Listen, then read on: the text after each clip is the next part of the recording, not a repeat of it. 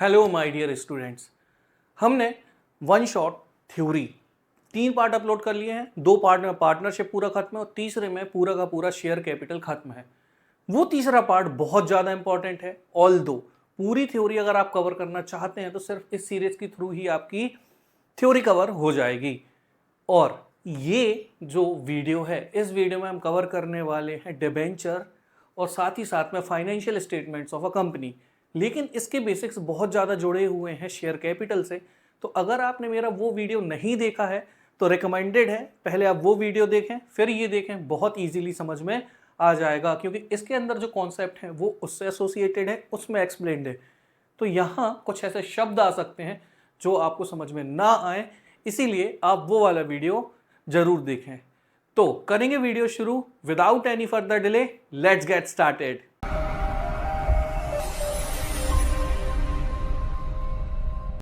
समझेंगे डिवेंचर को, लेकिन एक साधारण एग्जाम्पल के साथ में। ऐसा क्यों? डिवेंचर क्या है, क्यों, सब समझ आ जाएगा, लिखी हुई डेफिनेशन है, सब है, लेकिन एग्जिस्ट क्यों करता है डिवेंचर सुन के हमें उतनी क्लैरिटी नहीं आती। क्यों नहीं आती? कारण क्योंकि शब्द बार बार नॉर्मल लाइफ में यूज नहीं होते। जैसे एक कंपनी सबसे पहले क्या चाहती है कि वो किसी भी तरीके के जो फाइनेंशियल इंस्टीट्यूशन है, लोन्स वगैरह हैं, उनसे दूर रहे। इनसे दूर रहने के लिए एक तो वो लेती है शेयर, है ना, और दूसरी बात ये होती है कि कहीं ना कहीं दूसरा तरीका होता है डिवेंचर। अब डिवेंचर में क्या है, देखो, अगर मान लेते राजू है, राजू की कंपनी को लोन चाहिए या पैसे की जरूरत है, सीधी बात, तो वो जा सकती है बैंक में। लेकिन फिर बैंक से अगर लोन लेगी तो उनकी बैलेंस शीट में लोन दिखाई देगा, तो वो क्या करेंगे, डिवेंचर इशू करेंगे। अब डिवेंचर से क्या होगा? पहली बात, क्या डिवेंचर एक डेट इंस्ट्रूमेंट है? डेट इंस्ट्रूमेंट है, हाँ है। तो क्यों है?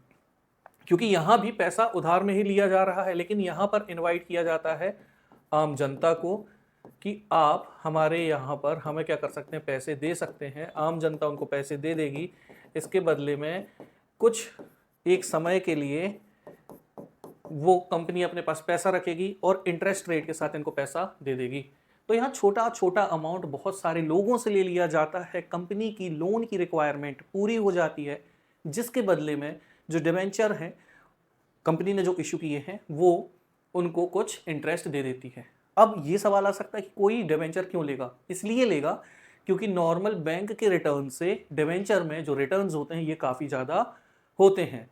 लेकिन यहाँ पर जो कंपनी डिवेंचर इशू करती है उनको पहला फ़ायदा ये होता है कि उनको बैंक के मुकाबले ये सस्ता पड़ता है। दूसरा, उनकी बैलेंस शीट में बैंक लोन नाम का जो टर्म है वो नहीं आता। तो ये होता है डिवेंचर। अब समझेंगे इसकी डेफिनेशंस और जो चैप्टर में पूरा कंटेंट है उसको। तो मूविंग ऑन, डिवेंचर एक रिटर्न इंस्ट्रूमेंट होता है जो इशू किया जाता है कंपनी के द्वारा, जिसमें ये लिखा होता है कि कंपनी ने डेट लिया है। इसके जो रीपेमेंट होते हैं ये एक स्पेसिफाइड रेट में होते हैं, जो कि मेंशन्ड होगा किसमें, डॉक्यूमेंट में। एक और बात, ये जो डिवेंचर होते हैं ना, इनमें हमेशा आगे परसेंटेज लिखा रहता है, 9% डिवेंचर, 8% डिवेंचर। इसका क्या मतलब होता है? इसका मतलब सिंपली ये होता है कि ये जो डिवेंचर हैं ये सामने वाले को कितना इंटरेस्ट देंगे ये पहले ही मेंशन होता है। इससे ज़्यादा इसमें कोई कंफ्यूज होने वाली बात नहीं है। साधारण शब्दों में जहाँ डिवेंचर लिखा होना चाहिए वहाँ लिखा रहता है 8, 9, 10% डिवेंचर। इसका मतलब ये वो निर्धारित ब्याज दर है जो कंपनी ने तय की है उस व्यक्ति को देने के लिए जिससे उन्होंने पैसे लिए हैं। कंपनीज एक्ट के हिसाब से डेफिनेशन ये रही। डिवेंचर में स्टॉक, बॉन्ड और दूसरे इंस्ट्रूमेंट भी हो सकते हैं जो ये एविडेंस देते हैं, मतलब साक्ष्य देते हैं, प्रमाण देते हैं कि जो कंपनी है उसने उधार लिया है और अगर भविष्य में वो पे नहीं करते तो उनको मिलेगा चार्ज ऑन दी एसेट। मतलब कल को अगर कंपनी पैसा खा के भाग गई, वैसे नहीं भागती। डिवेंचर हर कोई कंपनी इशू नहीं कर सकती। रेपुटेटेड, वेल एस्टेब्लिश्ड जो कंपनी होती हैं वही कर सकती हैं, तो वो नहीं भाग सकती। फिर भी इनकेस भाग गई तो उनके ऊपर रहेगी अनलिमिटेड लाइबिलिटी। सरकार उस कंपनी के एसेट्स को बेच के डिवेंचर होल्डर्स का पैसा वापस करेगी। ये मेंशन है कंपनीज एक्ट 2013 में। फीचर देखेंगे कि क्या होते हैं। फीचर पूछ लो, कैरेक्टरिस्टिक्स पूछ लो, तो रिटर्न डॉक्यूमेंट होगा जिसमें ये मेंशन होगा कि रीपेमेंट कैसे करेगी कंपनी, रेट ऑफ इंटरेस्ट कितना दिया जाएगा। ये कंपनी के लिए क्या होती है, बोरोइंग यानी कि उधारी होती है। ये नॉर्मली चार्ज अगेंस्ट एसेट में होता है, मतलब अनलिमिटेड लाइबिलिटी होती है किसके ऊपर, कंपनी के ऊपर। और इंटरेस्ट ऑन डिवेंचर होता है चार्ज अगेंस्ट प्रॉफिट। अगर आपने प्रॉफिट पार्टनरशिप वाली जो सीरीज है उसे देखा है तो उसमें आपको पता चलेगा कि चार्ज अगेंस्ट प्रॉफिट और एप्रोप्रिएशन अगेंस्ट प्रॉफिट क्या होता है। यहाँ ये है चार्ज अगेंस्ट प्रॉफिट। कहने का मतलब ये है कि चाहे कंपनी को मुनाफा हो और चाहे ना हो, दोनों केसेस में उनको पैसा तो वापस भरना पड़ेगा। तो ये होता है charge against profit. Moving on, यहां पर डिफरेंस गिवन है between share and debenture. Share काफी अच्छे से डिस्कस्ड है हमारे पार्ट 2 में, और यहां पर हमने डिबेंचर को रखा हुआ है। तो यहां आपको मिल जाएगा difference between share and debenture, जो कि आपकी नोट मेकिंग में काफी ज्यादा काम आएगा। इस चैप्टर को कंप्लीट कर लेने के बाद जितने भी डिफरेंस बिटवीन गिवन है उन्हें आपको अटेम्प्ट करना है, क्योंकि शेयर चैप्टर पार्ट 2 में पार्ट 3 में एक्सप्लेन्ड है, ये है पार्ट 4। इसमें और उसमें इनके बीच के जो डिफरेंसेस हैं, अगर आपने लेक्चर अच्छे से देख लिया तो आराम से आपको ये डिफरेंसेस समझ में आ जाएंगे, और बहुत इंपॉर्टेंट है, हमेशा हर साल आते हैं। Moving on, type of debenture. तो भाई डिवेंचर के अगर हम टाइप देखें तो मेजरली इसमें 4 कैटेगरीज होती हैं। ये जो 4 कैटेगरीज हैं, on the basis of security, redemption, registration and convertibility. तो पहली कैटेगरी में देखेंगे कि भैया जो ये सिक्योर्ड डिवेंचर हैं क्या होते हैं। इसमें आपको मिलेगा क्या, secured and unsecured. Now what is secured and unsecured?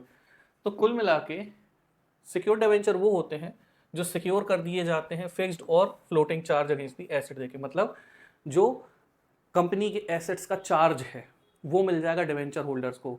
मतलब वही भविष्य में अगर पे बैक नहीं कर पाती कंपनी तो एसेट्स बेच के पैसे लिए जा सकते हैं, लेकिन इसमें ऐसा कुछ भी नहीं होता। किसमें? अनसिक्योर्ड में। Then comes redeemable and irredeemable. Redeemable और इररिडीमेबल की अगर हम बात करें तो यहां पर रिडीमेबल डिवेंचर्स वो होते हैं जो रिपेएबल हो जाते हैं मैच्योरिटी में, दैट इज एक स्पेसिफाइड पीरियड में।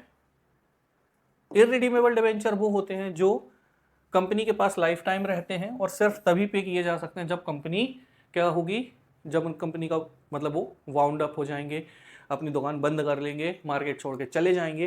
तो ऐसी सिचुएशन में ही इररिडीमेबल डिवेंचर्स का पैसा मिलता है। रिडीमेबल में एक समय सीमा निर्धारित होती है कि 5 साल 10 साल, इस एक पर्टिकुलर पीरियड के बाद पैसे जो है वो वापस दे दिए जाएंगे। फिर आता है रजिस्टर्ड एंड अनरजिस्टर्ड या फिर बियरर डिवेंचर। नाम सुन के ही समझ आएगा, ये मत सोचना कि सर कैसी थ्योरी है समझ ही नहीं आ रही। भाई देखो, सिंपल नाम में ही उसका मतलब छुपा है। रजिस्टर्ड का क्या मतलब हुआ? एक ऐसा व्यक्ति जो डिबेंचर ले लेता है और उसके नाम पर वो डिबेंचर रजिस्टर्ड होता है। कहने का मतलब ये है कि ये मान लेते हैं राजू ने लिया हुआ है, तो राजू के पास एक कागजात होगा, डॉक्यूमेंट होगा, इंस्ट्रूमेंट होगा जिसमें मेंशन होगा कि राजू ने डिबेंचर लिए हैं। भविष्य में ये जो डिबेंचर है ये सिर्फ और सिर्फ राजू ही ले सकता है, उसके अलावा कोई और नहीं ले सकता। हाँ, डेथ वगैरह हो गई तो सक्सेशन होता है, वो अलग केस है। लेकिन अगर हम बात करें अनरजिस्टर्ड की, तो जिस भी व्यक्ति के पास वो डिबेंचर होता है, वो डॉक्यूमेंट होता है, भविष्य में जब भी पैसे रिसीव करने की बारी आती है तो वो व्यक्ति जिसके पास वो कागजात होते हैं वो पैसे को रिसीव कर लेता है। मूविंग ऑन, जो हमारी अगली टाइप है convertible and non convertible.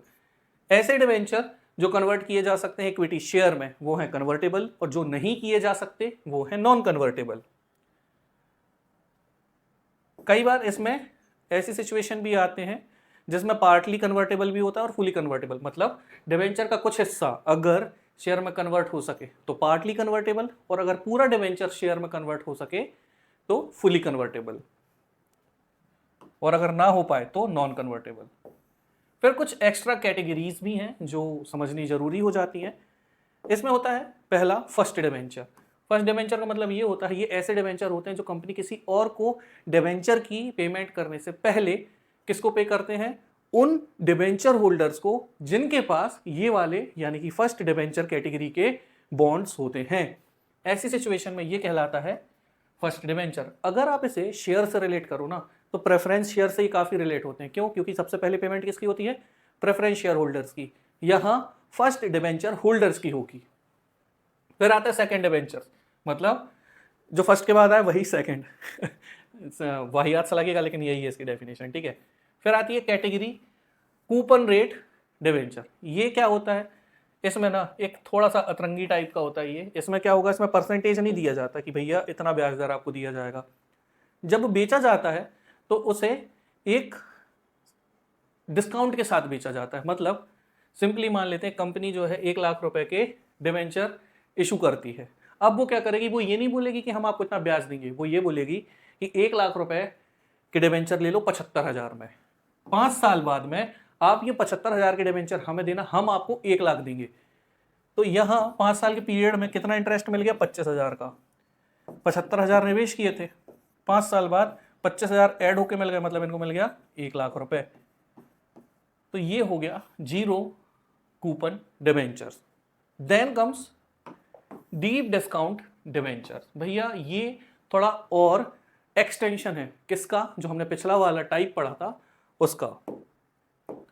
Deep discount debenture भी एक type of zero coupon debenture होता है, बट इसमें जो डिस्काउंट की जो वैल्यू है ये कहीं ज्यादा होती है। मतलब इतना ज्यादा डिस्काउंट दे देता है सामने वाला कि विश्वास ही नहीं होता, ऐसा समझो। इसी वजह से इसका नाम होता है डीप डिस्काउंट डिवेंचर।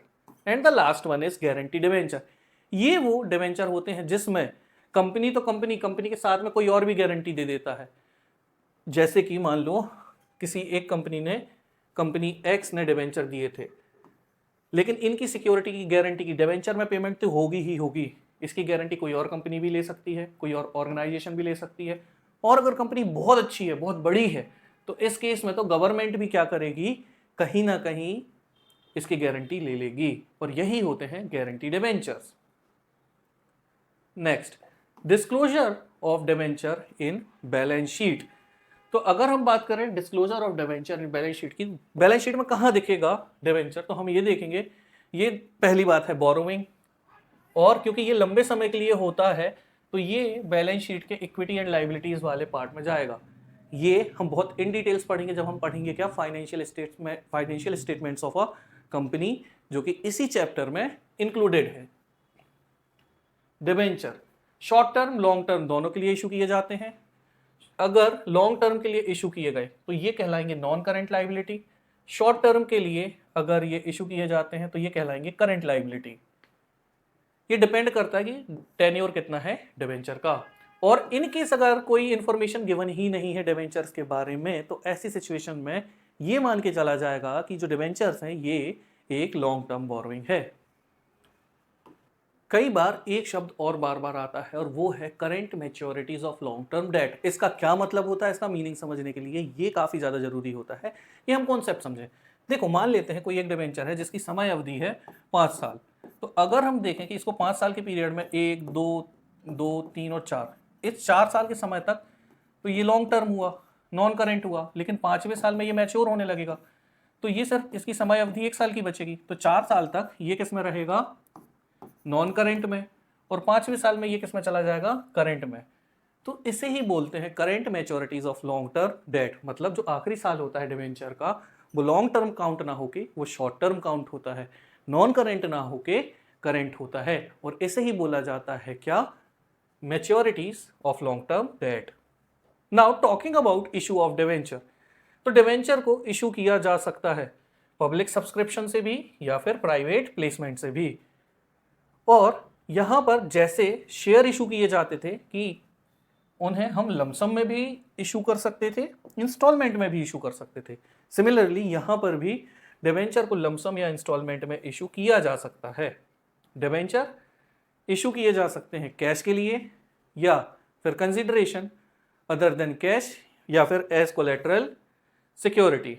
तो हमें कैश का केस तो बहुत अच्छे से पता है। एक और बात, जो डिवेंचर है इसमें एक हटके क्या प्रोविजन है। अगर हम शेयर की बात करें तो शेयर को उसकी फेस वैल्यू में इशू किया जा सकता है या इसमें कुछ एक प्रीमियम डाल के प्रीमियम में भी इशू किया जा सकता है। मतलब जो शेयर होता है वो पार में भी इशू होता है, प्रीमियम में भी होता है, लेकिन डिस्काउंट में नहीं होता।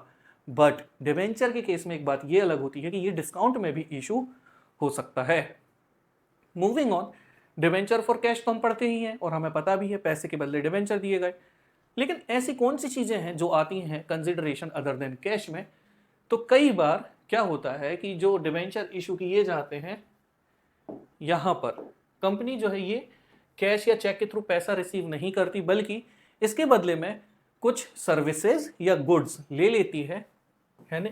मतलब कहने का ये है कि यहाँ पर काइंड में पेमेंट हो जाएगी, जिसके बदले में या तो गुड्स दे दिए जाएंगे या तो सर्विसेज दे दिए जाएंगे। इन्हीं गुड्स एंड सर्विसेज के बदले में डिबेंचर इशू कर दिए जाएंगे।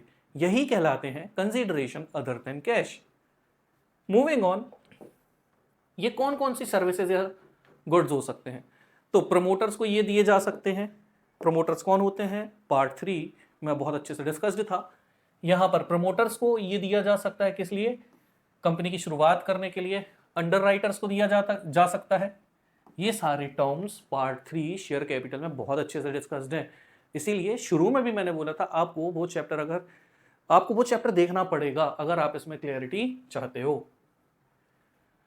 कुछ एसेट्स खरीदे हैं हमने किसी वेंडर से, तो उन्हें डिबेंचर दिया जा सकता है, या हमने पूरा का पूरा बिजनेस खरीद लिया डिबेंचर्स देके, तो ये भी पॉसिबल होता है।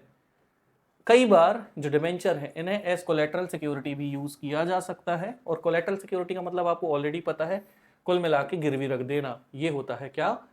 Collateral security. तो बैंक से कई बार जब पैसा हम रिसीव कर रहे होते हैं तो वहां पर हम डिबेंचर्स को एज कोलेटरल रख सकते हैं। मॉर्टगेज हम करते हैं लोन के अगेंस्ट में, तो कुल मिला के कोलेटरल जो है वो हम कोलेटरल में डिबेंचर्स दे दिए जाते हैं, ताकि भविष्य में अगर किसी भी तरीके का पैसा फंस जाता है तो बैंक जो है वो उन डिबेंचर्स के थ्रू पैसा ले सकती है। Then over subscription of share.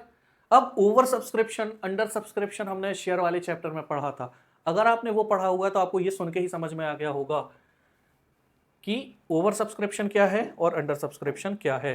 मान लेते हैं 100 शेयर इशू किए गए, 200 लोगों ने अप्लाई किया, ओवर सब्सक्रिप्शन। 100 डिबेंचर इशू किए, 90 लोगों ने इसको क्या करा?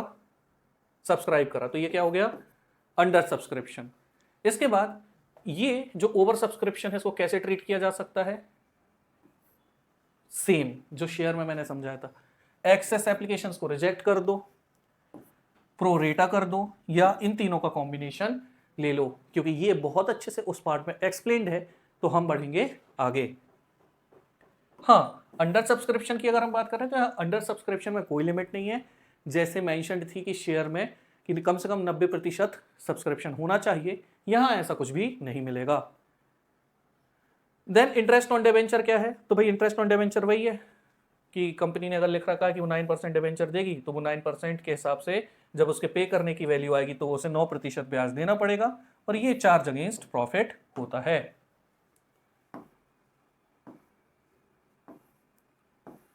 तो यहां कंप्लीट होता है हमारा डिबेंचर, और अब हम बढ़ेंगे हमारे अगले टॉपिक की तरफ, जो है financial statements of a company. तो बात करें financial statements of a company की, तो ये होते क्या है? सबसे पहली बात, कंपनी की जो परफॉर्मेंस है उसमें जो कैश के फ्लोज है, कितना आ रहा है कितना जा रहा है, इसके जो रिकॉर्ड रखे जाते हैं जिस जगह पर, वही कहलाते हैं financial statements.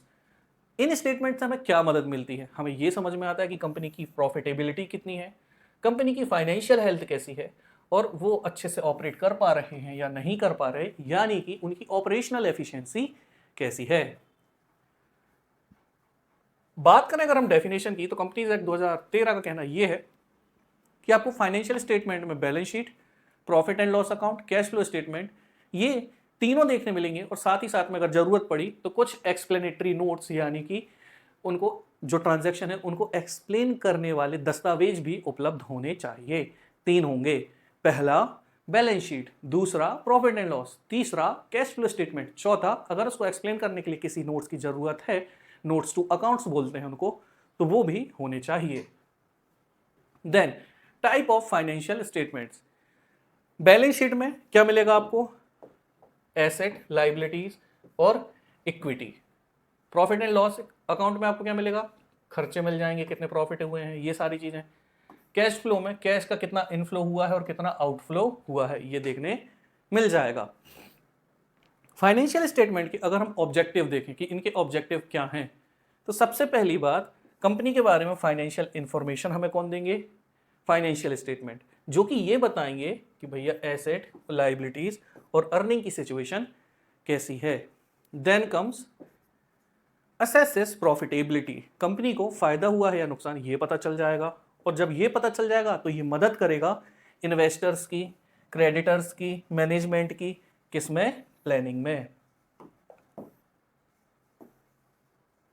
Then comes facilitate financial comparison, हमारे पिछले सालों की परफॉर्मेंस कैसी रही है और इस साल की परफॉर्मेंस कैसी चल रही है, इसके कंपैरिजन में काफ़ी ज़्यादा हमें ईजीनेस आ जाती है just because of financial statements of a company.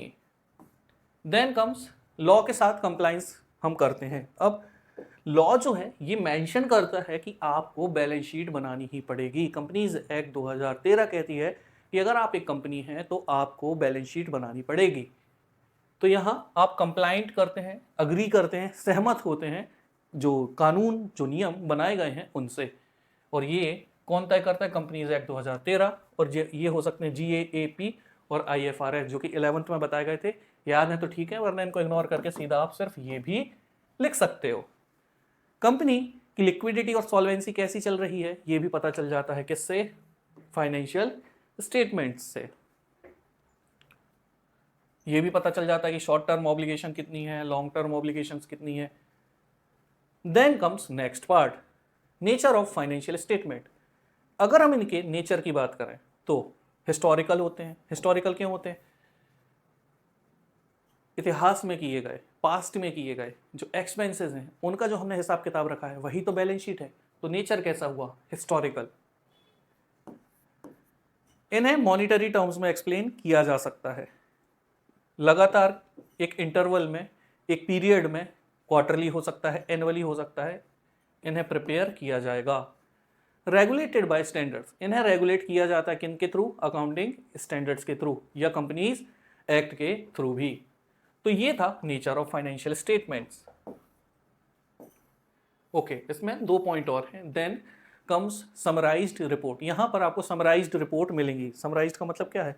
एक ब्रीफ जानकारी, हर एक इंफॉर्मेशन जो आपको चाहिए होगी वो आपको फाइनेंशियल स्टेटमेंट से मिल जाएगी, जिसकी वजह से आप इजीली चीज़ों को इंटरप्रेट कर सकते हैं कि आपको क्या डिसीजन लेने हैं और क्या डिसीजन नहीं लेने हैं। इंपॉर्टेंट क्यों है? इंपॉर्टेंट इसलिए है क्योंकि अगर भविष्य में मैनेजमेंट को किसी भी तरीके की स्ट्रेटेजी बनानी है, टूल डेवलप करने हैं, तो उनकी डिसीजन मेकिंग में हेल्पफुल रहेगा फाइनेंशियल स्टेटमेंट। देन जो शेयर होल्डर्स हैं, इन्वेस्टर्स हैं, इनको इन्वेस्ट करना है या नहीं, उनके लिए प्रॉफिट जनरेट होने वाला है या नहीं इन्वेस्ट करने में, तो इसमें भी ये काफ़ी ज़्यादा इंपॉर्टेंट रोल प्ले करेगा। बैंक, फाइनेंशियल इंस्टीट्यूशन ये लोन देते हैं, लेकिन ये ऐसे लोगों को लोन देते हैं जो क्रेडिट वर्दी हों, मतलब जो अच्छे से लोन को पे बैक कर सकें। तो यही फाइनेंशियल स्टेटमेंट्स इसमें भी मदद करेंगे कि कंपनी की क्रेडिट वर्दीनेस कितनी है। Then comes ensure legal and tax compliance.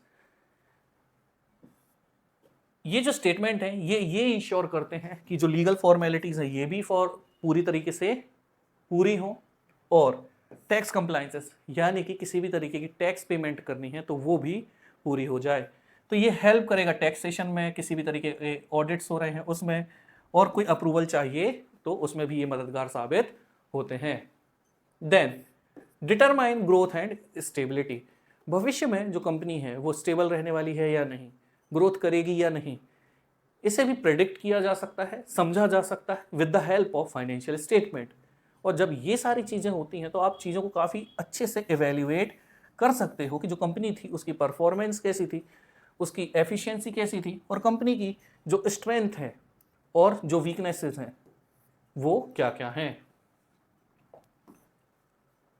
लेकिन यहाँ पर इनकी कुछ लिमिटेशंस भी होती हैं। अगर हम बात करें लिमिटेशंस की तो इसकी जो पहली लिमिटेशन है वो ये है कि ये पूरा का पूरा स्ट्रक्चर बेस्ड होता है पास्ट रिकॉर्ड्स पर, इसी वजह से ये हिस्टोरिकल होता है। यहाँ पर हम नंबर की बात तो करते हैं, क्वांटिटीज़ की बात तो करते हैं, लेकिन कौन कितने अच्छे से परफॉर्म कर रहा है या नहीं इसके बारे में हम कोई बात नहीं करते। इसी वजह से इसका अगला पॉइंट बनता है कि ये क्वालिटेटिव एस्पेक्ट को क्या करता है? इग्नोर कर देता है। Then comes possibility of manipulation, क्योंकि ये इंसानों के द्वारा ही तय किए जाते हैं, बनाए जाते हैं, तो इनमें छेड़छाड़ कर पाना, इनको मैनिपुलेट कर पाना संभव होता है। फिर आता है डिफरेंट अकाउंटिंग पॉलिसीज। अलग अलग देश में अलग अलग तरीके के अकाउंटिंग स्टैंडर्ड सेट कर दिए जाते हैं कई बार, जिस वजह से इनमें वेरिएशन देखने के लिए मिल जाता है। जैसे इंडिया में ये सारी चीजें मैनेज करता है companies act 2013। Then comes effect on inflation not considered. यहां पर हमने बात तो कर ली कि हमने इतना कमाया या फिर हमने इतना कमाया, उस जगह पर यानी कि उस देश में जहां पर ये रिकॉर्ड तैयार हो रहे हैं वहां पर इन्फ्लेशन कितनी है, महंगाई कितनी है, इसका कोई हिसाब किताब नहीं होता। करेंट मार्केट प्राइसेस की कोई इज्जत नहीं होती। Does not show real cash position. A profitable company में still face shortages due to delayed receivable. तो रियल कैश पोजीशन क्या है ये समझ नहीं आती। क्यों? क्योंकि पैसा जो मिलने वाला है हमने उसे भी एज एन एसेट शो कर दिया, लेकिन क्या रियलिटी में वो पैसा आ रहा है? नहीं आ रहा। लेकिन फिर भी कंपनी की एक स्ट्रॉन्ग कैश पोजीशन दिखाई पड़ती है। Moving on, talking about balance sheet of a company. तो जो बेसिक्स थे ये हमने सारे डिस्कस कर लिए हैं और अब हम बात करेंगे बैलेंस शीट की, जो कि कंपनी का पहला फाइनेंशियल स्टेटमेंट होता है। अगर आपने 11th में बैलेंस शीट की है तो आपको आइडिया लग गया होगा कि ये बैलेंस शीट क्या है। बट यहाँ एक फ़ायदा ये है कि ये उतनी ट्रिकी नहीं है जितनी पिछले साल की बैलेंस शीट हुआ करती थी। तो बैलेंस शीट एक फाइनेंशियल स्टेटमेंट होता है जो ये दिखाता है कि कंपनी की फाइनेंशियल पोजीशन कैसी है एक स्पेसिफिक पॉइंट पर। ये डिटेल भी प्रोवाइड करेगा कंपनी के एसेट के बारे में, लाइबिलिटीज़ के बारे में, और साथ ही साथ में जो शेयर होल्डर्स की इक्विटी है उसके बारे में। तो यहाँ पर एक फॉर्मूला बन के निकल के आता है, assets is equal to liabilities plus equity. अब एक बेसिक सी बात है कि लाइबिलिटी के साथ इक्विटी क्यों लिखा है। लाइबिलिटी के साथ इक्विटी लिखे होने का एक कारण ये है कि लाइबिलिटीज, वैसे दोनों लाइबिलिटीज हैं, बट लाइबिलिटी जो स्पेसिफिक टर्म है ये इंडिकेट करती है आउटसाइड लाइबिलिटीज को, जबकि इक्विटी में हमारे यहाँ पर जो इंटरनल इन्वेस्टर है उनका पैसा होता है, इसी वजह से इसे इंटरनल लाइबिलिटी बोला जाता है। तो ये हो जाती है आउटसाइड या फिर एक्सटर्नल, और ये हो जाती है इंटरनल, और इसी वजह से यहाँ पर ये दोनों मेंशन है। और एसेट्स की तो कैटेगरी ही एक होती है, तो यहाँ दो एसेट्स लिखने की जरूरत नहीं होती। कंपनीज एक्ट 2013 के हिसाब से अगर हम डेफिनेशन देखें तो बैलेंस शीट एक ऐसा स्टेटमेंट होता है जो प्रोवाइड करता है इंफॉर्मेशन समरी कंपनी की फाइनेंशियल पोजीशन के बारे में, जिसमें आपको एसेट, लाइबिलिटी और शेयर होल्डर की इक्विटी के बारे में जानकारी मिल जाएगी किसी एक स्पेसिफिक डेट में। बैलेंस शीट के कंपोनेंट की अगर हम बात करें तो ये मैंने आपको ऑलरेडी डिस्कस करते हुए चीज़ें समझा दी हैं कि इसमें आपको क्या देखने मिलेगा। इसमें आपको देखने के लिए मिल जाएंगे नॉन करेंट एसेट, नहीं, पहली जो मेजर कैटेगरी वो है एसेट। एसेट क्या है? जो कंपनी ओन करती है।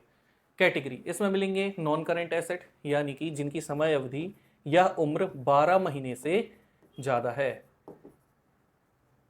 जैसे land, building, machinery, patent, goodwill, ये सारी चीज़ें। फिर आते हैं करेंट एसेट जो इससे कम समय अवधि के होंगे, जैसे कैश, अकाउंट रिसीवेबल, इन्वेंट्री, ये सारी चीज़ें। फिर आती है लाइबिलिटीज, और ये क्या होती है? जो कंपनी को पे बैक करनी होती है। पहला जो इसका टाइप है वो है नॉन करेंट लाइबिलिटीज। फिर आती है क्या? Current liabilities. अगर हम नॉन करंट लाइबिलिटीज की बात करें तो इसमें आपको लॉन्ग टर्म ऑब्लिगेशंस देखने मिल जाएंगे, जैसे लॉन्ग टर्म लोन हो गए, डिवेंचर जो भी हमने डिस्कस किए थे वो हो गए, या फिर बॉन्ड भी होते हैं। अगर आप ये समझना चाहते हैं कि बॉन्ड क्या होते हैं तो इसको बिल्कुल डिवेंचर के जैसे ही समझो, लेकिन अगर किसी तरीके से ये सरकारी कागजातों से संबंधित हो जाता है अक्सर, तो इसे बॉन्ड कहते हैं। करंट लाइबिलिटी की अगर हम बात करें तो इसमें आपको क्रेडिटर मिल जाएंगे, आउटस्टैंडिंग एक्सपेंसेस मिल जाएंगे, और अगर किसी भी तरीके के शॉर्ट टर्म लोन्स है तो वो भी यहाँ पर देखने के लिए मिल जाते हैं। शेयर होल्डर्स फंड मैंने आपको अभी समझाया था। इसमें दो चीज़ें मिलती हैं, एक शेयर कैपिटल और दूसरा है reserve and surplus. Share capital जो पैसा इन्वेस्ट किया है शेयर होल्डर्स ने, रिजर्व एंड सरप्लस मतलब कंपनी ने जो पैसा कमा कर रखा है उसे बोला जाता है रिजर्व एंड सरप्लस। फॉर्मेट की बात करें तो दो तरीके के होते हैं, एक हॉरिजॉन्टल और एक वर्टिकल। हॉरिजॉन्टल कैसा होता था? जैसा आपने 11th में पढ़ा होगा, इस तरीके के फॉर्मेट रहते थे। उसमें एक तरफ एसेट होता था, एक तरफ लाइबिलिटीज। ये एलिमिनेटेड है। हम जो करते हैं कंपनी के अकाउंट्स में वो होता है वर्टिकल। और जब बात कर ली है वर्टिकल की तो इसका फॉर्मेट हम देख लेंगे। तो इसमें आपको देखने क्या मिलेंगे? इसमें आपको देखने के लिए मिलेंगे 4 सेक्शन। सबसे पहले जिसमें पहला है पर्टिकुलर, और यहाँ पर है नोट नंबर। ये वही नोट नंबर होता है जो यहाँ पर लिखे हुए हेड्स के बारे में इंफॉर्मेशन प्रोवाइड करता है। फिर इस साल जो हमारी परफॉर्मेंस है वो यहाँ देखने मिलेगी और जो पिछले साल थी वो यहाँ देखने मिलेगी, और इसी वजह से आप इजीली इनका कंपैरिजन कर पाते हैं। तो शुरुआत में जो सेक्शन है वो है इक्विटी एंड लायबिलिटीज का। इक्विटी एंड लायबिलिटीज का सेक्शन अगर आप देखो तो यहाँ से ऐसा शुरू होता है और कहाँ तक जाएगा, ये एसेट्स तक। इसके बीच में इसकी 4 कैटेगरी देखने के लिए मिल जाती हैं, जिसमें पहली कैटेगरी क्या होती है, शेयर होल्डर्स फंड। बात करेंगे हम शेयर होल्डर्स फंड की, तो शेयर होल्डर फंड में सबसे पहला होता है शेयर कैपिटल। शेयर कैपिटल के बाद आपको देखने के लिए मिलेगा रिजर्व एंड सरप्लस, फिर money received against share warrants.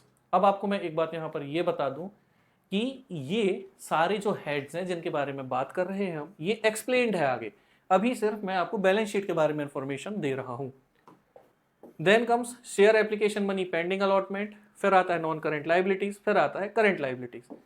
इसे याद कैसे रखना है, देखिए सबसे पहली बात इक्विटी एंड लायबिलिटीज के गिवन है, जिसमें सबसे पहले वो पैसा है जो इंटरनल है। इसके 2 सेक्शन है, एक शेयर होल्डर्स फंड और एक share application money pending allotment. दूसरी कैटेगरी है करंट की और नॉन करंट की। तो ये हो गई 4 मेजर कैटेगरी। इनके सब हेड्स की बात करें तो ऑलरेडी डिस्कस है, बट यहां मैं एक ट्रिक बताने वाला हूं ताकि आप इसे याद रखें। नॉन करंट में क्या रहेगी, एल डॉल, ठीक है। एल डॉल कैसे याद रहेगा, देखो 1 साल से कम जो चले उसकी बात मत करो, 1 साल से जो ज्यादा चलती है डॉल वो है L doll. Non current liabilities L doll, ये सीक्वेंस में याद हो जाएगा। एल से शुरुआत में ही सुन के समझ आएगा, long term borrowings. D for deferred tax liabilities, O for other long term borrowings, L for long term provisions। तो ये हो गया एल्डॉल। तो नॉन करेंट एल्डॉल, करेंट एस्टॉस। अगर इसमें एल्डॉल था तो इसमें होता है एस्टॉस। तो याद रखना, करंट लायबिलिटीज की दुनिया में टॉस नहीं होता, एस्टॉस होता है। तो एस्टॉस में क्या है, एस फिर से सुन के समझ में आएगा, short term borrowing, T for trade payable, फिर है अदर करेंट लायबिलिटीज, फिर है शॉर्ट टर्म प्रोविजन। तो इसको इसी नेमोनिक के हिसाब से याद रख लेना। ये सारे क्या होते हैं, ये मैं समझाने वाला हूं आपको, उनकी चिंता मत करो आप ये सीक्वेंस याद कर लो।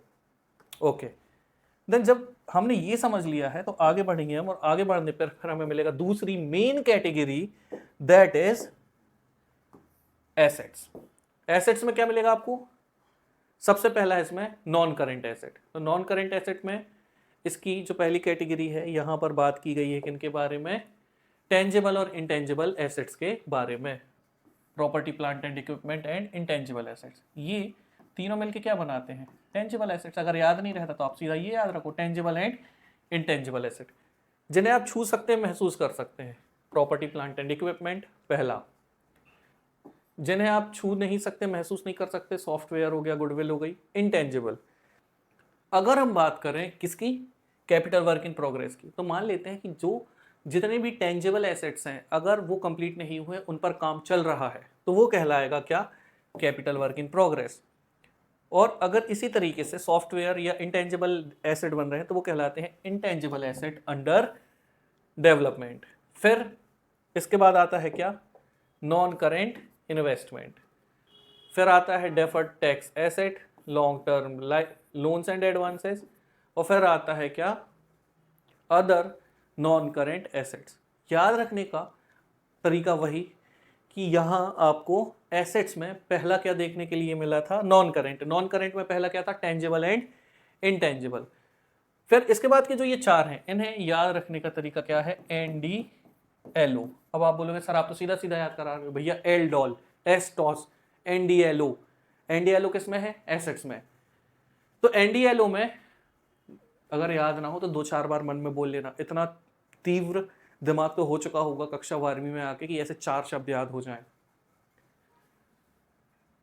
N for non current investment, D for deferred tax asset, L for long term loans and advances, and यहां पर आ जाएगा O for other non current assets. Then comes current asset. तो करेंट एसेट्स याद रखने का ट्रिक जो है वो है C8 C सो।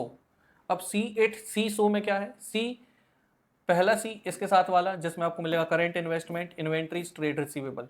फिर इसके साथ वाला C cash and cash equivalent, short term loans and advances and other current assets. तो ये थी इस बैलेंस शीट के सीक्वेंस को याद रखने का तरीका। अब इसके अंदर जो डिटेल्स लिखी हुई थी उनको समझेंगे। तो पहला जो सेक्शन होता है वो होता है इक्विटी एंड लायबिलिटीज का, जिसके अंदर हमें क्या देखने मिलता है, शेयर होल्डर्स फंड, कई सारी चीजें जो हम ऑलरेडी डिस्कस कर चुके हैं। हम सीधा चलेंगे कि इक्विटी एंड लायबिलिटीज में जो पहला फंड है, जो पहला सेक्शन है जो कि जाना जाता है शेयर होल्डर्स फंड के नाम से, वो क्या है, शेयर के थ्रू जितना भी पैसा रेज किया गया है उससे क्या बोला जाएगा, शेयर कैपिटल। फिर उसमें आपको क्या देखने मिलेगा, रिजर्व एंड सरप्लस, ये भी मैं आपको समझा चुका हूं। तीसरा ये क्या होता है, money received against share warrant. भविष्य में कोई कंपनी शेयर मार्केट में अपने शेयर लेकर जाने वाली है, उन्होंने शेयर को ले जाने से पहले एक तय कीमत पर, एक तय समय पर कि कुछ लोगों से ये प्रॉमिस कर दिया कि हम आपको इस कीमत पर, इस समय पर इतने शेयर देंगे, आप हमें अभी पैसा दे दो, और उन लोगों ने वो पैसा दे दिया। तो इसे बोला जाता है money received against share warrant. Reserve and surplus, reserve और सरप्लस एक ऐसा अमाउंट होता है जो प्रॉफिट से बाहर निकाल कर रख दिया जाता है। किस लिए, ताकि भविष्य में किसी भी तरीके के खर्चे होने वाले हैं तो वो खर्चे पूरे किए जा सकें। और कुछ रिजर्व जो कि इंपॉर्टेंट है, आ जाते हैं एग्जाम में, उनके नाम क्या हैं, capital reserve, capital redemption reserve, debenture redemption reserve and share option outstanding account. Important क्या है इसमें, कैपिटल रिजर्व है और डिवेंचर रिडेम्पशन रिजर्व है। डिवेंचर रिडेम्पशन रिजर्व का मतलब ये होता है कंपनी भविष्य में डिवेंचर होल्डर्स को जो पैसा देने वाली है उस पैसे को जब वो अभी से बचाना शुरू कर देती है और रिजर्व बनाती है, ऐसे रिजर्व कहलाते हैं debenture redemption reserve. Moving on, इसमें और आपको देखने के लिए मिलेगा क्या, amount received being as a capital received such as securities premium. तो अब सिक्योरिटीज प्रीमियम आपको ऑलरेडी पता है कि क्या होता है, पार्ट 3 में डिस्कस था ना, शेयर के ऊपर जो हम प्रीमियम ले लेते हैं उसके लिए एक अलग अकाउंट बनाते हैं, उससे बोलते हैं हम क्या, सिक्योरिटीज प्रीमियम रिजर्व। और कुछ और रिजर्व ऐसे जो भविष्य में हो सकते हैं, किसके लिए, पेमेंट्स करने के लिए, उनमें से क्या है, capital redemption, okay, workman compensation reserve है। वर्कमैन कंपनसेशन रिजर्व का मतलब क्या होता है, भविष्य में हमें किसी भी तरीके के पैसे जो बड़ी पेमेंट से करनी है, मान लो कोई रिटायर हो रहा है उसको पैसे देने हैं, तो ऐसी सिचुएशन में ये कहलाता है क्या, वर्कमैन कंपनसेशन रिजर्व, ताकि कंपनी फाइनेंशियली स्टेबल रहे। Money received against share warrant मैंने आपको ऑलरेडी समझा दिया है। देन दूसरी जो मेजर कैटेगरी है वो क्या है, मैं क्विक रिकैप देता हूं आपको। देखिए अभी हमने क्या समझा है, अभी हमने समझी है मेन कैटेगरी कौन सी, शेयर होल्डर फंड, जिसमें हमने शेयर कैपिटल समझा, रिजर्व एंड सरप्लस समझा, money received against share warrant समझा। Share application money pending allotment का क्या मतलब हुआ, जब हम शेयर्स का पैसा एप्लीकेशन में ले चुके होते हैं लेकिन अभी तक हमने वो अलॉटमेंट शेयर होल्डर्स को नहीं दिया है, ऐसी सिचुएशन में जो एंट्री आती है जहां पर एप्लीकेशन का पैसा लिया जा चुका है बट अलॉटमेंट नहीं किया गया है, एंट्री चढ़ाई जाती है share application money pending allotment के नाम से। फिर आ जाता है हमारा एलडॉल, किसमें आता है, नॉन करेंट लायबिलिटीज में। डिस्कस करेंगे कि क्या होता है। तो नॉन करेंट लायबिलिटीज, जैसा कि मैंने आपको बताया, जो 12 महीने से ज्यादा की समय अवधि को लेकर चलता है कंपनीज एक्ट 2013 के हिसाब से, वो कहलाएगा नॉन करेंट लायबिलिटीज, जिसमें आपको एलडॉल देखने मिलता है। एलडॉल में पहला है लॉन्ग टर्म बोरोइंग, और लॉन्ग टर्म बोरोइंग जो होता है अक्सर ये लोन की कैटेगरी में आएगा। और ये पैसे कहां से आ सकते हैं, डिवेंचर्स से, बैंक के लोन से, कोई प्राइवेट लेंडर ये पैसा दे सकता है, पब्लिक डिपॉजिट्स भी हो सकते हैं। तो लॉन्ग टर्म बोरोइंग में क्या क्या आपको देखने मिलेगा, लॉन्ग टर्म बोरोइंग में आपको देखने मिलेंगे डिवेंचर्स जो हम डिस्कस किए थे, बॉन्ड, टर्म लोन मतलब बैंकों या किसी प्राइवेट इंस्टीट्यूशन से लिया गया लोन जो किसी एक लंबी समय अवधि के लिए होगा, 5 साल, 10 साल, 1 साल से ज़्यादा होना चाहिए। पब्लिक डिपॉजिट यहाँ हो सकते हैं, and other loans and advances. अब अदर लोन्स एंड एडवांसेस मतलब जो इन मेजर कैटेगरी से हटके कहीं और से भी आ गया तो वो होता है अदर लोन। यहाँ पर नेचर बता दिया जाता है कैसा, कि भैया ये क्या है, नॉन करेंट है, तो इतना पैनिक करने की जरूरत नहीं है। जो इंपॉर्टेंटली याद रखने हैं वो है ये 4। एक बात और जो समझने वाली है वो ये है कि इसी वीडियो में आपको मिल जाएंगे वो सारे क्वेश्चन जो फाइनेंशियल स्टेटमेंट से पूछे जा सकते हैं, एग्जाम्पल है, सॉल्यूशंस भी आपको उसी के अंदर मिल जाएंगे। आगे बढ़ेंगे और हम पढ़ेंगे कि आखिर डेफर्ड टैक्स लायबिलिटी क्या है, और यहीं पर आपको समझ में आ जाएगा कि डेफर्ड टैक्स एसेट भी क्या होता है। सिंपली एक व्यक्ति सरकार को टैक्स भरता है, कई बार ऐसा होता है कि जितना टैक्स उसे पे करना होता है वो उससे कहीं ज़्यादा पे कर देता है। अब क्योंकि ज़रूरत से ज़्यादा पे कर दिया तो उसके लिए वो बन जाता है एसेट, तो ऐसी सिचुएशन में ये कहलाता है डेफर्ड टैक्स एसेट। लेकिन कई सिचुएशंस में जितना टैक्स उसे पे करना होता है वो उतना पे ना करके कुछ कम पे करता है, तो अगले बार के टैक्स पेमेंट के लिए उसके ऊपर एक लाइबिलिटी क्रिएट हो जाती है जिसे बोला जाता है deferred tax liabilities. Then comes next category, other long term provisions. ऐसी सारी चीज़ें, ऐसे सारे हेड्स जो किस में नहीं जाते, मतलब other than non current liabilities, ये सारे किस में आ जाएंगे, अदर लॉन्ग टर्म लाइबिलिटीज में। वो सारे पॉइंट, वो सारे हेड्स जो नॉन करंट लाइबिलिटी में नहीं है, तो फिर वो कहां पर आपको देखने मिलेंगे, अदर लॉन्ग टर्म लाइबिलिटीज में। कुल मिला के जिन्हें भगा दिया है नॉन करंट लाइबिलिटीज ने, उन्हें कौन अपनाएगा, other long term liabilities. Then comes long term provisions. Long term provisions, provisions as we know कि कुछ एक सेफ अमाउंट बना के रखा जाता है, बचा के रखा जाता है, ताकि किसी भी प्रकार की लाइबिलिटी अगर भविष्य में आए तो उसे पूरा करने के लिए हमारे पास एक अमाउंट होना चाहिए। प्रोविजंस के कुछ हमने एग्जांपल हमेशा पास्ट में पढ़ी भी हैं, जैसे कि provision for depreciation, machine depreciate हो रही है उसके लिए हम पैसा बचा बचा के रख रहे हैं, प्रोविजन फॉर डेप्रिशिएशन। तो यहाँ आपको देखने मिलेंगे लॉन्ग टर्म प्रोविजन। प्रोविजन एक ऐसा अमाउंट होता है जिसे भविष्य में होने वाली लाइबिलिटी के लिए बचा कर रखा जाता है। इसके साथ समस्या लेकिन ये होती है कि इसे आप एक्यूरेसी के साथ प्रेडिक्ट नहीं कर सकते कि आखिर कितने पैसे की जरूरत पड़ेगी, आप इसे एस्टिमेट कर सकते हैं। ऑन द अदर हैंड अगर हम लाइबिलिटी की बात करें तो क्योंकि ये एक ऑब्लिगेशन होता है कि आपको इतना पैसा पे तो करना ही है, इस वजह से आपको यहाँ क्लैरिटी देखने मिल जाएगी किसमें, कि कितना अमाउंट पे करना है, तो इसका अमाउंट पता होता है। फिर आता है करेंट लाइबिलिटी, एस्टॉस। तो शॉर्ट टर्म बोरोइंग्स की अगर हम बात करें तो जो 12 महीने से अंदर आपको पे करने हैं या एक ऑपरेटिंग साइकिल के अंदर पे करने हैं, तो ये जाएगा किस कैटेगरी में, शॉर्ट टर्म बोरोइंग्स की कैटेगरी में। ऑपरेटिंग साइकिल क्या है, कई बिजनेसेस ऐसे होते हैं, सिंपल शब्दों में समझाता हूँ, जिनके जो ऑपरेशंस हैं वो एक साल में कंप्लीट नहीं होते। उनका माल बनाना, माल मार्केट में जाना, वहाँ उसका बिक जाना और पैसे का वापस आना, इसमें एक साल से ज़्यादा का समय लग जाता है कई केसेस में। तो उनकी तो ऑपरेटिंग साइकिल ही पूरी नहीं हुई, 12 महीने से ज़्यादा लग गए। तो ऐसे केसेस में कई बार ये जो टाइम है ये 12 महीने से ज़्यादा का हो जाता है। एग्जाम्पल के लिए 99% बिजनेस 12 महीने में अपनी ऑपरेटिंग साइकिल प्रोडक्ट को बनाने से, बेचने से, पैसे रिकवर करने तक कवर कर लेते हैं। लेकिन कई ऐसे बिजनेसेस हैं, जैसे रोल्स रॉयस अपनी कार बना रहा है, 3-3, 4-4 साल उसको लग जाते हैं, तो उसका ऑपरेटिंग साइकिल कितने साल का हुआ, 4 साल का। तो ऐसी सिचुएशन में वैसे तो उनको ज़रूरत नहीं पड़ेगी लाइबिलिटी की, लेकिन अगर होगी भी तो वो क्या कहलाएगी, वो कहलाएगी current liability, that is short term borrowing.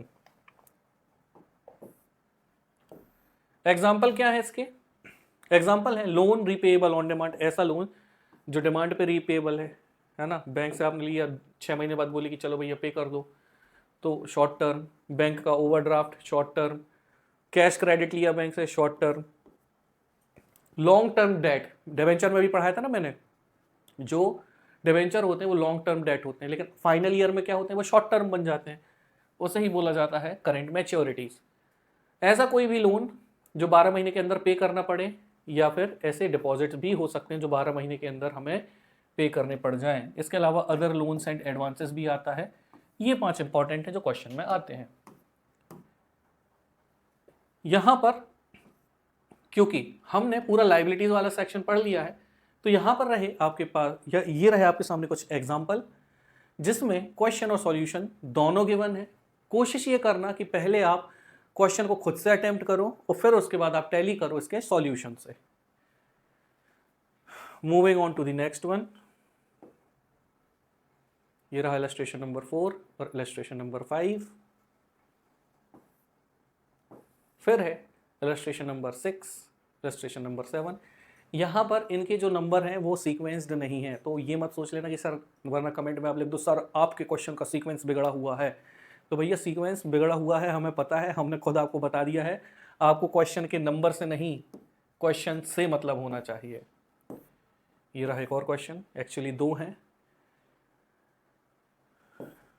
फिर यहाँ पर कुछ और क्वेश्चंस भी हैं। अगर आपने हमारा पार्ट 3 देखा हुआ है और उसके बाद इस वीडियो को देखा तो फिर तो ऐसा कुछ नहीं है जो आपसे ना बने। ये इसका सॉल्यूशन जो पिछला क्वेश्चन था, इसमें मेन हेड है और सब हेड है। देखो क्वेश्चन पूछा गया कि भैया डिवेंचर कहाँ आएगा, तो मेन हेड क्या है, नॉन करेंट लाइबिलिटीज है।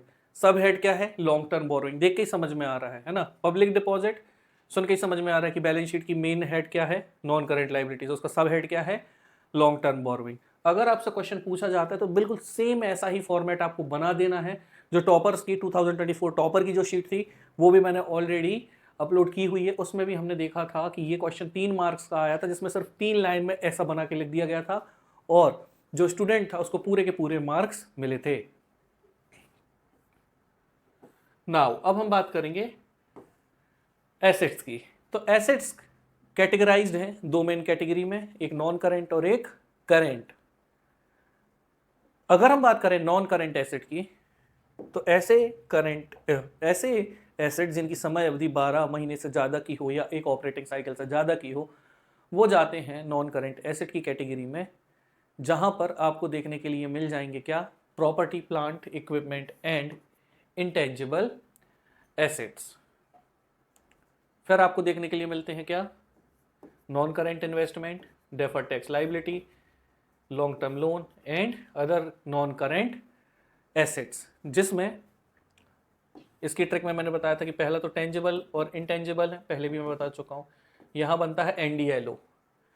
देन डिस्कस करेंगे इसको अब हम। तो प्रॉपर्टी, प्लांट और इक्विपमेंट ये वो एसेट्स होते हैं जो कंपनी इस पर्पज से नहीं रखती कि उसको बेचना है, बल्कि वो इसलिए रखती है ताकि उसकी जो बिजनेस की अर्निंग्स हैं ये बढ़ जाएं, लंबे समय में, लंबी अवधि में उसे ज़्यादा से ज़्यादा मुनाफा हो सके। तो ऐसे जो एसेट हैं कैटेगराइज किए गए हैं 2 कैटेगरी में, एक टेंजिबल और दूसरा इंटेंजिबल। जो टेंजिबल एसेट्स हैं उसमें आपको प्रॉपर्टी, प्लांट एंड इक्विपमेंट देखने के लिए मिल जाएगा। फिर इसके बाद क्या मिलेगा, capital work in progress, intangible asset under development. ये मैंने आपको जब शुरू में बैलेंस शीट में बता रहा था तो मैंने आपको समझा दिया था कि क्या होते हैं, इसीलिए बढ़ेंगे आगे। नॉन करेंट इन्वेस्टमेंट, तो ये ऐसे इन्वेस्टमेंट होते हैं जिनका पर्पस रीसेलिंग का नहीं होता, बल्कि उन्हें वापस से हासिल करने का होता है कुछ मुनाफे के साथ में। ऐसे इन्वेस्टमेंट की कैटेगरीज क्या हैं, ऐसे सारे इन्वेस्टमेंट जो इन्वेस्ट किए गए हैं प्रॉपर्टी में, इक्विटी शेयर, प्रेफरेंस शेयर या गवर्नमेंट की या ट्रस्ट की सिक्योरिटीज, या फिर डिवेंचर या बॉन्ड में या म्यूचुअल फंड में, तो ये सारे के सारे जाते हैं नॉन करेंट इन्वेस्टमेंट में। देन आता है डेफर्ड टैक्स एसेट, जो मैं आपको समझा चुका हूं पहले ही। और अब बारी है long term loan and advances की।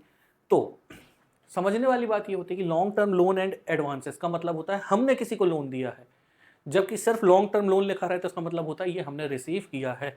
तो इन दोनों के बीच में जो डिफरेंशिएशन है ना, ये क्रिएट करता है एडवांसेस वाला शब्द। अगर एडवांसेस लिखा है इसका मतलब ये है कि हमें भविष्य में ये पैसे मिलने वाले हैं, हमने किसी को उधार दिया हुआ है। ये कैश और काइंड दोनों में हो सकता है। इसकी समय अवधि 12 महीने से ज़्यादा या एक ऑपरेटिंग साइकिल से ज़्यादा होगी। फिर है next category, other non current assets. इसमें अगर आप देखेंगे तो यहाँ वो सारे एसेट्स आते हैं जो किस में नहीं आते, नॉन करेंट एसेट्स में। मतलब जिन्हें नॉन करेंट एसेट्स ने एक्सेप्ट नहीं किया वो अदर नॉन करेंट एसेट्स की कैटेगरी में आ जाएंगे, जिसके कुछ एग्जांपल हैं security deposit, long term trade receivable, अगर इंश्योरेंस का कोई क्लेम था वो मिल गया। तो एक बात ये याद रखना कि लॉन्ग टर्म ट्रेड रिसीवेबल में यहाँ क्या होता है, ये लॉन्ग टर्म ट्रेड रिसीवेबल का मतलब होता है कि जिनसे हमें पैसा लेना है वो भी, और जिनसे हमें बिल्स रिसीवेबल हैं। बिल्स रिसीवेबल का मतलब ये है कि मान लेते हैं हमने किसी को माल बेचा था और उस माल के हमें पैसे मिलने वाले हैं, तो वो डेटर तो नहीं हुआ ना, उससे कैश का ट्रांजैक्शन नहीं था, उससे काइंड का ट्रांजैक्शन था। तो कैश का डेटर हो जाता है, काइंड का होता है बिल्स रिसीवेबल, इन दोनों को मिला दो तो बनता है trade payable. Moving on, current asset, मैंने इसकी ट्रिक बताई थी, C it C so, that is CITCSO। पहला सी जाएगा करंट इन्वेस्टमेंट के लिए, आई जाएगा इन्वेंट्रीज के लिए, टी जाएगा ट्रेड रिसीवेबल के लिए, एस जाएगा ओके एक और सी आएगा जाएगा कैश एंड कैश इक्विवेलेंट के लिए, एस जाएगा short term loans and advances के लिए, और ये जाएगा अदर करंट एसेट्स के लिए। करंट इन्वेस्टमेंट वही बात, 12 महीने या उससे कम समय अवधि वाले कहलाएंगे करंट इन्वेस्टमेंट्स, जिसमें आपको अगेन वही सारे मिलेंगे जो नॉन करंट में थे। इट्स जस्ट कि ये जो सारे equity, preference, securities, debenture, mutual fund, partnership firm, इन सभी की समयावधि अगर 12 से कम हो गई तो वो आ जाएंगे करंट इन्वेस्टमेंट में, और अगर 12 महीने से ज्यादा की है तो चले जाएंगे नॉन करंट इन्वेस्टमेंट में। फिर इन्वेंट्रीज मतलब कुल मिला के स्टॉक।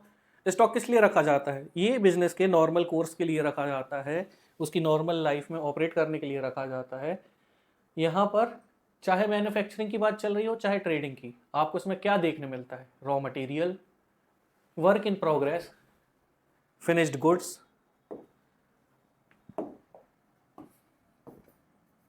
फिनिश्ड गुड्स मिल जाएंगे, मतलब कोई काम चल रहा है तो वो भी, कुछ खत्म हो गया तो वो भी। स्टॉक इन ट्रेड मतलब ऐसा कोई भी माल जो वापस से बेचने के लिए रखा गया है, इसे बोला जाता है स्टॉक इन ट्रेड। किराने की दुकान में जो सामान रखा हुआ है वो उसने होलसेलर से खरीद के आपको बेचा, वो स्टॉक इन ट्रेड कहलाता है। Then store, spare and loose tools, ये सारी चीजें किसमें जाती हैं? इन्वेंट्रीज में। देन कम्स ट्रेड रिसीवेबल, जो कि मैं आपको ऑलरेडी समझा चुका हूं क्या होता है। फिर आता है कैश एंड कैश इक्विवेलेंट, ऐसी कुछ चीजें जो कैश या कैश के समान समझी जाती हैं वो कहलाती हैं कैश एंड कैश इक्विवेलेंट, जिसमें जो बैंक बैलेंसेस हैं वो काउंट हो जाएंगे, जो चेक हैं, ड्राफ्ट हैं, ये भी काउंट हो जाएंगे। देन कैश इन हैंड है तो वो तो डेफिनेटली काउंट होगा ही। फिर आता है short term loans and advances, जो लोन हमने दिए हैं 12 महीने से कम की समय अवधि के लिए वो कहलाते हैं short term loans and advances.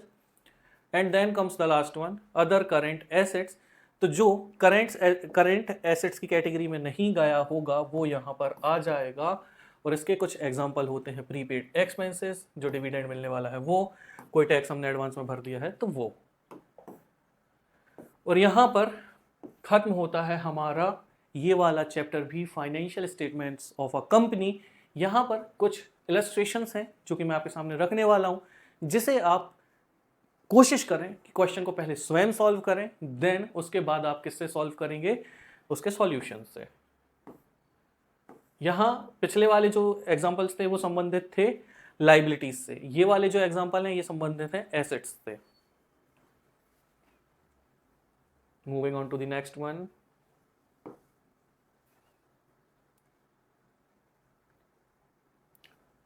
Next one,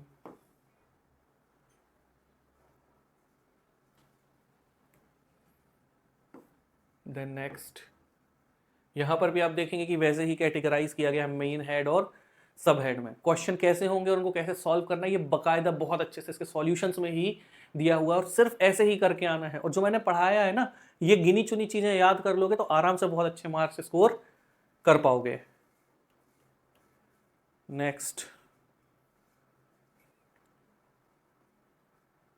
then ये रहा एक और क्वेश्चन, ये था हमारा लास्ट क्वेश्चन।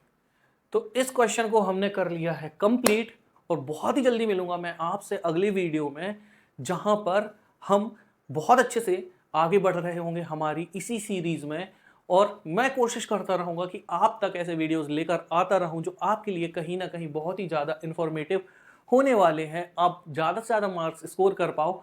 और इसी के साथ मिलूंगा मैं आपसे अगली वीडियो में। My name is Manav, signing off. जय हिंद।